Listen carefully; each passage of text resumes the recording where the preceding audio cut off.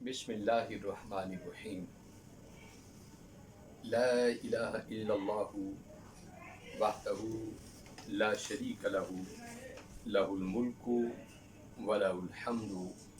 وہو علی کل شیء قدیر۔ حضرات گرامی قدر،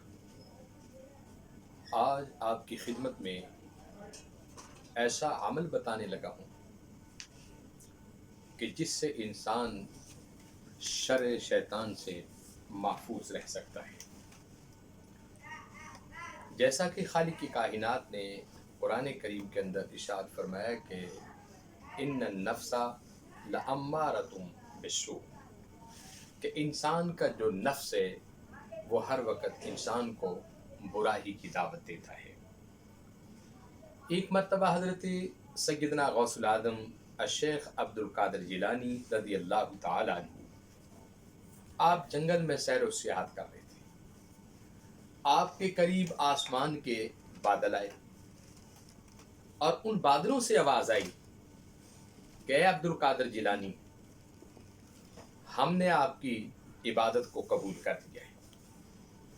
اور میں آپ کا خدا ہوں، آج کے بعد آپ کو عبادت کرنے کی ضرورت نہیں۔ آپ نے جب نگاہ ولایت سے آسمان کی طرف دیکھا اور یہ پڑھا کہ ولا حول ولا قوت الا باللہ العلی العظیم، تو آسمان کے بادل کے دو ٹکڑے ہو گئے اور سامنے لعین شیطان آ گیا، بڑی بڑی داڑھی تھی، ہاتھ میں تسبیح تھی، اور مخاطب ہو کر کہنے لگا کہ عبد القادر جیلانی، آج تمہیں تمہارے علم نے بچا لیا ہے۔ تو حضرت محبوب سبحانی فرمانے لگے کہ او لعین، تو یہ چاہتا ہے کہ میں اپنے علم پر فخر کروں؟ مجھے میرے علم کے علاوہ میرے خدا کے فضل نے بچا لیا ہے۔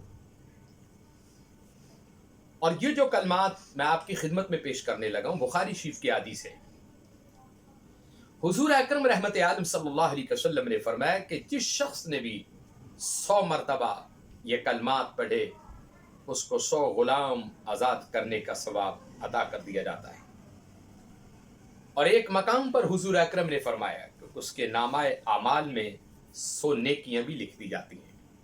اور ایک مقام پر حضور فرماتے ہیں کہ اس کے 100 گناہ بھی معاف کر دیے جاتے ہیں، اور ایک مقام پر حضور اکرم رحمت عالم صلی اللہ علیہ وسلم نے فرمایا کہ جو شخص یہ کلمات 100 مرتبہ صبح اور 100 مرتبہ شام کو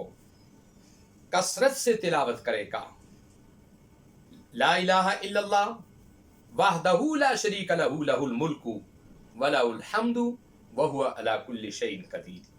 یعنی یہ کلمات 100 مرتبہ نماز فجر اور 100 مرتبہ نماز عشاء کے بعد جو شخص پڑھ کر اپنی ہتھیلیوں پر پھونک مارے اور سر سے لے کے پیر تک اپنے وجود پر ہاتھ پھیرے اور یہ کہے کہ اللہ مجھے شر شیطان سے